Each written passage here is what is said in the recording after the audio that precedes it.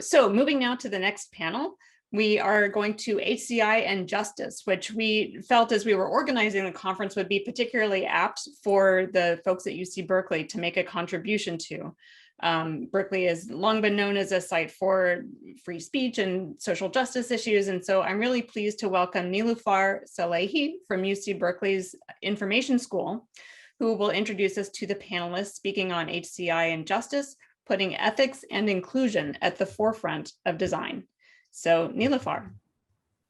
Thank you so much, Camille. And I am very excited for this panel and very excited for the panelists who agreed to join us today.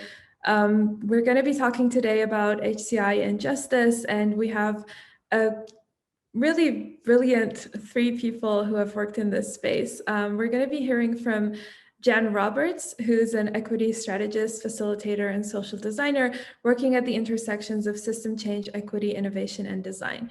She is the Chief Equity Officer and Principal Consultant at VersedEd Education Group, a consultancy that helps organizations turn their good intentions into equitable anti-racist action through interactive learning experiences and dynamic coaching. I first got to hear about Jenn's work through a collective called Make the Breast Pump Not Suck, which is a collaborative she designs and researches with that looks into approaches to equitable community design spaces. She's currently a 2021 Civic Media Fellow at the USC Annenberg Innovation Lab. Our next panelist is going to be Christina Harrington. Dr. Christina Harrington is a designer and qualitative researcher who focuses on understanding and conceptualizing technology experiences that support health and racial equity among marginalized groups. Her research she is the director of the Equity and Health Innovations Design Research Lab at DePaul University, where she explores ways to use design as a catalyst for health equity and socially responsible technology experiences. Her work explores concepts like health, social acceptance, and collectivism through community-based participatory design and co-creation, while engaging critical design and socio-technical computing. She's an assistant professor in the College of Computing and Digital Media at DePaul University. And our last panelist is Cynthia Bennett, who's a postdoctoral researcher at Carnegie Mellon University's Human-Computer Interaction Institute. Her research concerns the intersections of power, disability, design, and accessibility. I'm very excited for Cynthia, Christina, and Jenn to be joining us today. And we've prepared some questions that I'm going to ask them, and we're going to work through. Their expertise spans racial justice, accessibility, disability studies, and basically trying to understand how do we make technology that promotes justice. But first, I'm going to ask them each to tell us a bit about their work to help contextualize the conversation that we're going to have next. So first, I'd like to reach out to Cynthia. Cynthia, could you tell us a bit about what you do? Yeah, thanks for having me. So I'm interested in two broad research areas right now. So first, I consider disabled people's creativity as well as disability studies scholarship as starting points for building design and design cultures that are more inclusive. And so what this means is not only thinking about products that are accessible for people with disabilities, but processes and environments that anticipate that disabled people occupy all positions of power, from participant to designer to professor to executive, and thinking about the accessibility of our design and research processes and tools. And the second area of research I'm interested in right now is using a justice lens to evaluate accessibility related applications of AI. Accessibility may seem like a universal good, so let's apply machine learning powered solutions to solve accessibility problems. But we know, for example, you may have read news media about the COVID-19 pandemic, that medical triaging has disproportionately impacted disabled people, Black, Indigenous, and people of color, because algorithms have determined their lives are less worthy of medical care than non-disabled and white people. We also know that disabled people are as diverse as humanity. And so people who are disabled can also be negatively racialized and gendered by AI. And so what we have is a situation where a lot of tools for accessibility that incorporate AI might be relied upon by people, and this may invoke harms related to their disabilities, races, or genders based on the surveillance of those applications that are supposed to be helping them solve accessibility problems. So I'm interested in thinking about AI from the justice perspective that evaluates benefits and harms and makes recommendations of when applications that are appropriate and are not appropriate. So a quick summary of what I'm thinking about in my work right now. Thank you so much, Cynthia. And before I reach out to the next person, I wanted to point out that you can use the WUVA app to ask questions. We have some things that we're going to talk about on the panel, but I'm really looking forward to hearing the audience's questions as well and talking about them. So next, I'd like to ask Christina to tell us a bit about what you do. Yeah, thank you for the introduction and thank you all for having me. Similarly to Cynthia, and Cynthia, your work is super cool. I'm sitting over here like, oh wait, how can I learn from what you have going on? I kind of work in two kind of broadly specific areas. So the first being looking at how do we look at the evaluation and development of technologies to support health equity among populations that are typically neglected when we think about design and innovation in tech. I'm actually trying to reframe even that term of marginalized populations, because I feel like it puts such a negative asterisk in front of certain groups. And so I'll just say populations that are typically neglected and historically disenfranchised within the United States, and then more contextually within the ways that we think about computing and design. And so in looking at equity, oftentimes my research primarily my research there focuses on designing with Black older adults. So again, looking at using community-based participatory design to envision technologies that support aging in the home and health information behaviors. And also, what does it mean for design to kind of consider solutions that support digital access and digital literacy. Oftentimes, we try to jump to the most innovative and cutting edge systems and devices within the HCI space or within the larger computing space. What I've liked about the way the HCI space is growing and those folks who are looking at kind of the intersection of people and technology is that we're realizing that there are groups that don't necessarily want or need high-tech solutions to address everyday problems. And so in that space of health equity, it's really more so about how do we improve digital literacy and digital access, and that is part of health equity right now, because access to online information is such a big part of our everyday lives. It's kind of become essential for the ways that we move about organizing healthcare, contacting and communicating with medical professionals,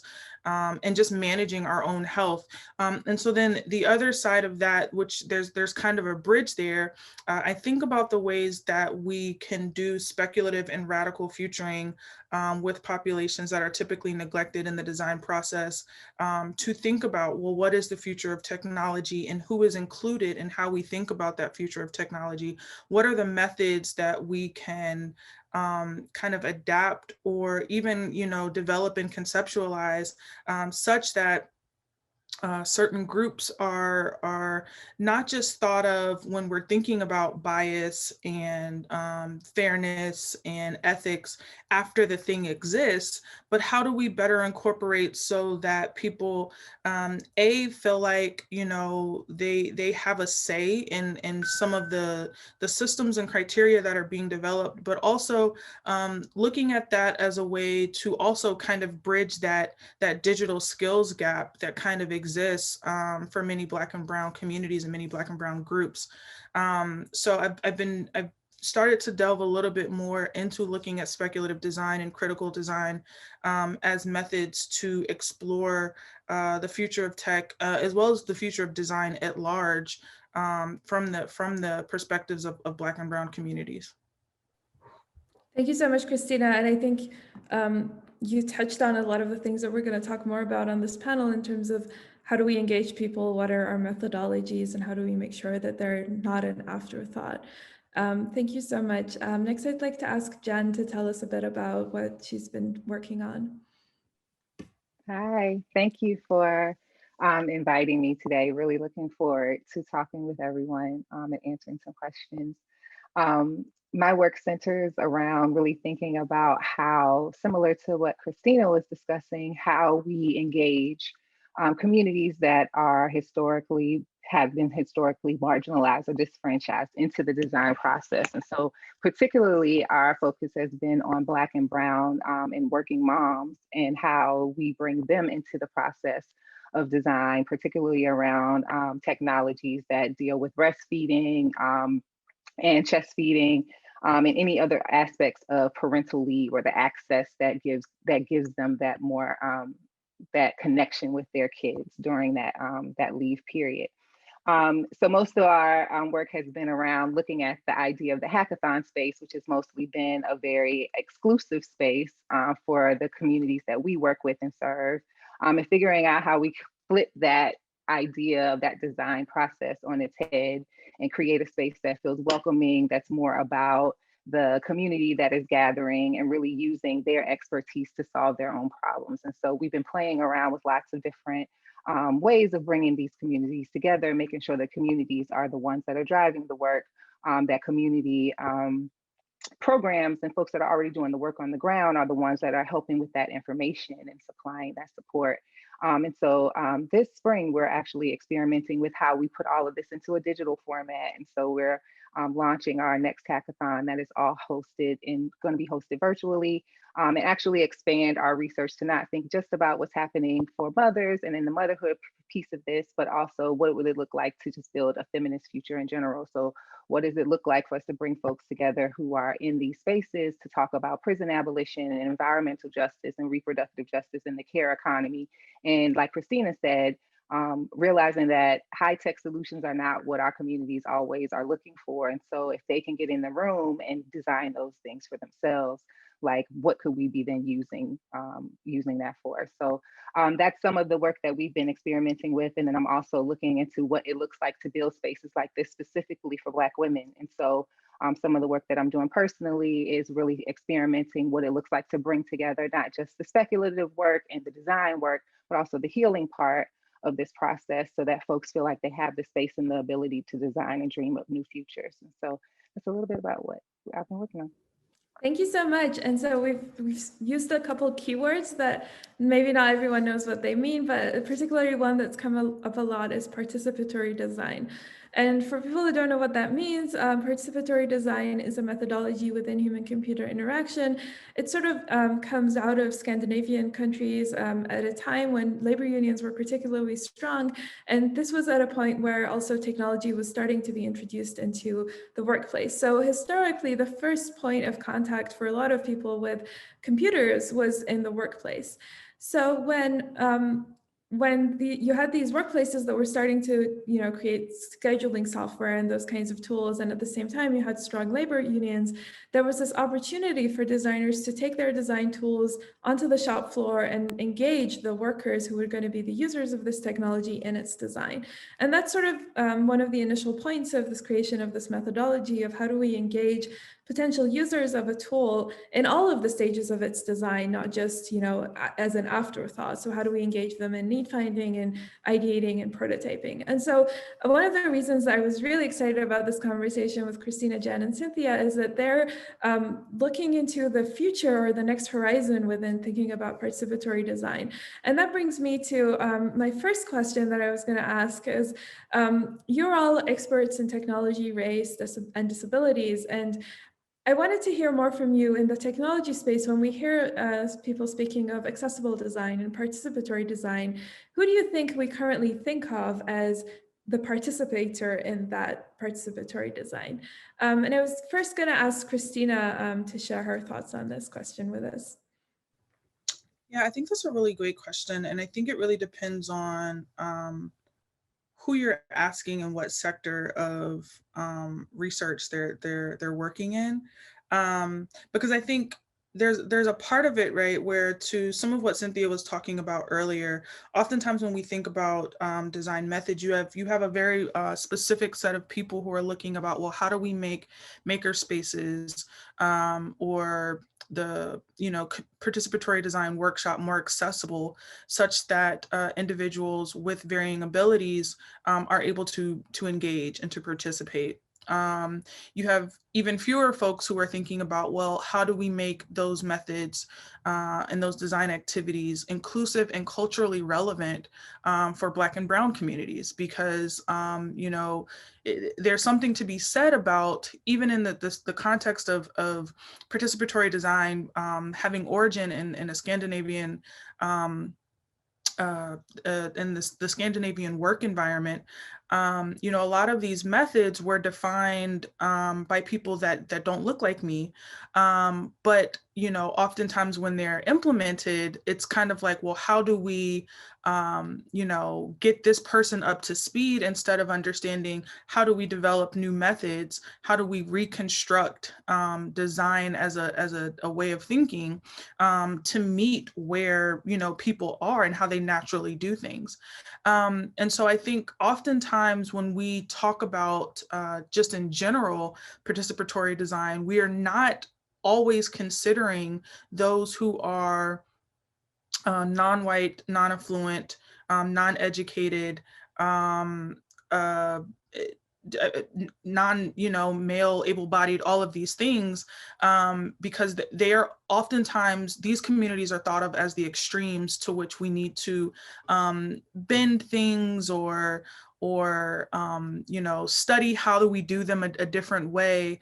And I think that what's interesting is then that we can't talk about participatory design without considering access, and not accessibility, but access. Who has access to being included in these types of design engagements? Who knows about them, right? Oftentimes from the university setting, we have folks that are readily invited and knowledgeable about engaging in academic research projects because they have some type of former or alumni affiliation with the university. They live in and around the university. But what about the communities that don't? What about the communities that are not in the databases or that are kind of under the radar of the community partnerships that faculty, even in our earnest, have been able to make. And so I think that is a really important component of that conversation is, well, who has access to participate in participatory design? And how do we expand how we reach certain populations to make sure that it is truly a democratic approach to thinking about kind of this new world. Thank you, Christina. Jenn, I'd like to hear your thoughts as well on, who are we thinking about the participator, and especially if you could tell us in a short amount of time, because we don't also have a lot of time, more about the Make the Breast Pump Not Suck and what the goals of that project were. Yeah, I was nodding a lot when Christina was talking because I was thinking about that is really the point of our work, is that often the folks that need to be in the room are not in the room. And then even when people say they care about those folks, they're not going to seek those folks out. And that takes a lot more effort, right? To not only seek out, but then to create a space where those people feel comfortable to come in and share their thoughts and feel like they're not being extracted for their ideas. And so I think that is some of the work that we've been trying to do with the hackathon. And I know in particular, one of the projects that came out of the hackathon that really kind of showed, what happens when you create the space for folks to make their own solutions was one of our groups out of New Mexico, a Native American group, who came in and redesigned all of their ceremonial wear to be accessible for breastfeeding. And that is something that most folks in that community were not thinking about, because if male leaders were leading there, they weren't thinking about the fact that it takes 4 hours to take all of those things off just to have time to feed my child. And so if I want to be involved in my cultural practices, what that then means for me. And so really creating a space for us that says you're welcome in this space, we value you in this space, and that you actually have all the answers because you have the experience is really the message that we want to be getting to Black and Brown communities, and reminding them they've always been the innovators, right? You've always had this capacity. And so how do we create the space for you to be able to use it? Thank you. So I guess another angle to look at the same question is that we talk a lot about accessible design. And I was wondering, Cynthia, could you speak a bit about basically whose access are we imagining when we talk about accessible design, and who are we missing out on? Yeah, thank you. And I just echo Christina, I learn a lot from you and Jenn as well. And I haven't spent as much time doing kind of community-based work. But so really a lot of what I learn is from people who are on the ground, you know, people like Christina and Jenn, and also disability justice activism is where I get a lot of my learning from. And so I tend to say, and I've explored this a lot in my dissertation, to conclude that accessibility is perceived of as very specific tasks, which are often kind of stipulated by existing laws. And they are kind of perceived to be tasks that are done for people that are identified as like participants or users. And so I echo everything that Christina and Jenn said, and also adding that the way that I try to move the needle on what access means is to not just think about access as something that maybe someone in the role of participant has, but everyone has access needs. And I recognize there's tensions in the sense that like, I can say like designers have access needs and whatever, and we need to recognize the power in thinking this through, but recognizing that everyone has access needs. It's not just people who are coming in as like users or participants, but organizers can have access needs. And when we don't acknowledge that, we actually erase, like actually disabled folks and Black and brown folks do most of the access and care labor.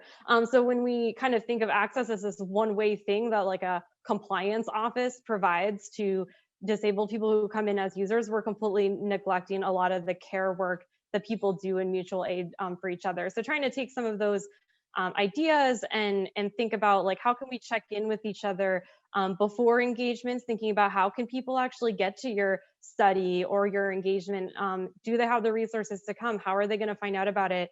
Are you checking in during activities, seeing how things are going? And do you actually change things when you find out they're not going well? And then after, you know, how are you checking in with people after your deliverables or outputs or websites or whatever that are coming out as like summaries of what happened? Are those accessible as well? So I try to think of it as something that everyone needs and something that's like a pipeline from your very first engagement to like after you're finished. Thank you so much, Cynthia. And there was a lot of nodding in agreement while you were speaking about these things. We have a few more minutes, and I want to sort of shift gears into, we've talked a lot about what issues come up when we don't think holistically about including people and involving them, and we don't create the required spaces, and we don't do the work of making sure that it's in line with their goals as well. I sort of want to shift the question into thinking towards the future. What are your thoughts about how we can create inclusive design spaces and opportunities? And Christina, could you start us off with your thoughts on this question?